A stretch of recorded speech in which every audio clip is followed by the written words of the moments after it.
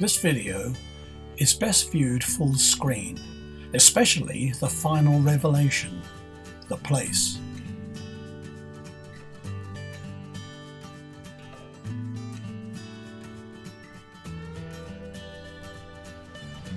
Me again, John. Firstly, can I just say that everything that you've just seen about Jill the Hare was of course made up. It was a small attempt on my part to maybe rekindle those brief bursts of excitement that I'm sure we've all experienced when entangled in one of those treasure hunts. I hope it got your heart beating just a little bit faster. The hare that I held up at the end of the video was one that I'd made recently. I'd almost finished it and was hoping to bring it with me in June for you to have a look at, but I couldn't quite complete it. It took Kit Williams a month to make his hare from solid gold. It's taken me 3 months, and mine was made out of copper sheet that was then gold plated. I just wanted to see how close I could get to the original, just to see if I could do it. And if I'm honest, it's not that close. But all in all, I'm quite pleased with it. Anyway, here's a few photos of it and a short video to give you a closer look. Hope you don't mind my little prank, John. Take care, mate. Me again, John. And this is just a picture of the box that I made to keep the hare in. It was originally a small travelling box for a backgammon set, but I took all the insides out and then re-veneered it with walnut burr, several coats of lacquer and varnish, and then I gold plated the catch and the hinges. For the front I just took a photo off the net. That's the original hare as made by the man himself, and then made a small gold plated frame to go around the outside. I'll now try and open it out so you can have a look at what we've got. This is the hare that I made. Started out with just the chain links, then there's a moon there, and at the back there's a moonstone and a small clay face I made at the front. That's the main body of the hare, and there's several ornaments. On the bottom there's a little bird, and there's a frog, and there's a little mouse. And there's this little sun face which has got gold background to his eyes and citrine stones, and the whole thing's got 5 bells for the bottom.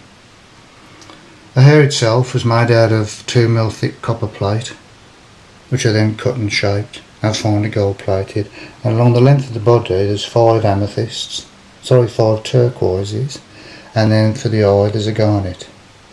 I'll now try and take it out and show you what it looks like.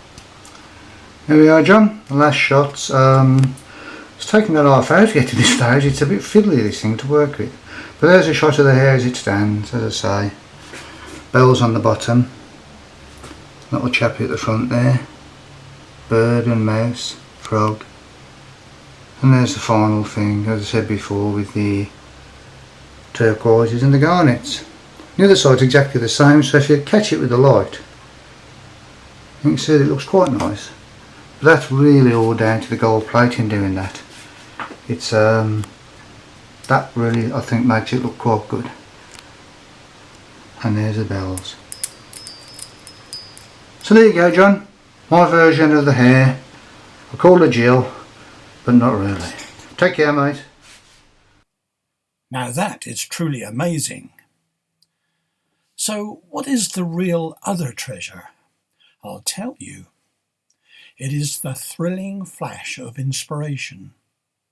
Or, as Malcolm has said, the kindling of those moments of excitement. These are the sparks that spur one on to create one's own gems, whether they be art, sculpture, poetry, cooking, needlecraft, and many other forms of creative expression.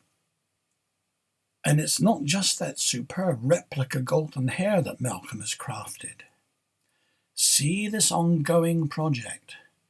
For this, the vital spark of inspiration was the work of M.C. Escher. In this case, his Worlds of Relativity. Here, using brass plate, Malcolm is building a gimbaled model sphere, which has 4 rooms. Each room is set on a different plane, and all 4 are connected by staircases.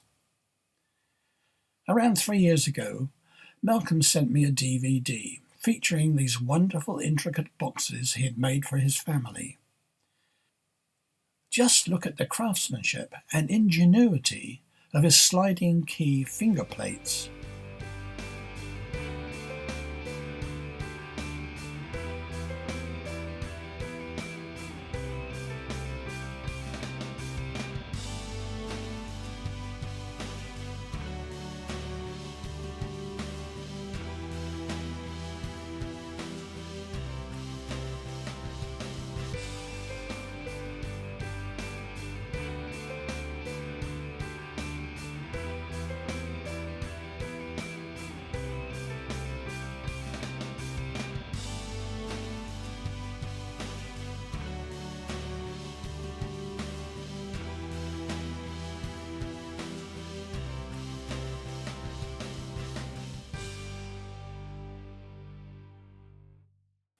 I'm sorry that I've had to squeeze the opening procedure of the boxes into this short split-screen presentation.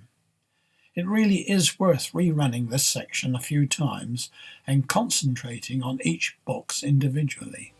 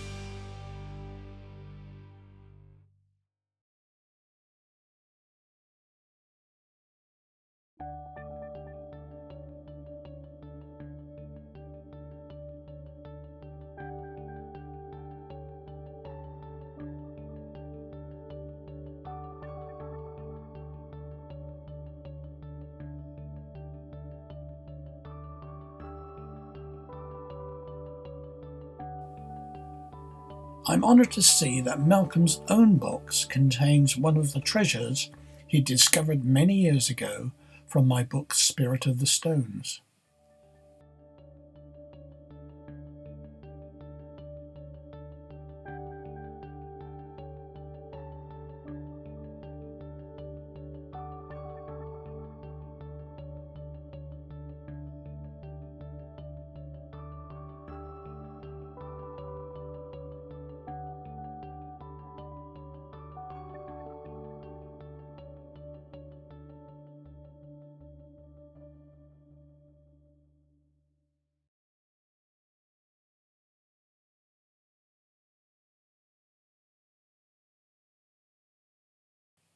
What about the place where the other treasure can be found?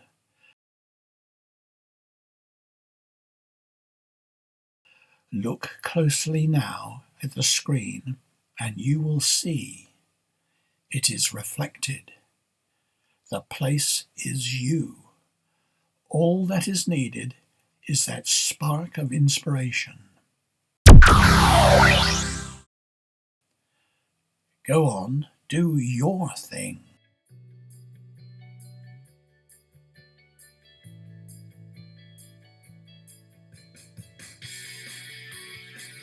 Please take a look at my Facebook page, which has separate albums of my various activities. And I have a couple of ebooks available for iPads, Kindle and Nook tablets, and for smartphones. This one has swift return links to my short movies, which are pertinent to the text. See how on my YouTube channel, John's Flicks. Here is the other book, which is a science fiction story based on ancient lost knowledge. On John's Flicks YouTube, there is more information under the title of Secrets of the Jericho Key. And many thanks for watching.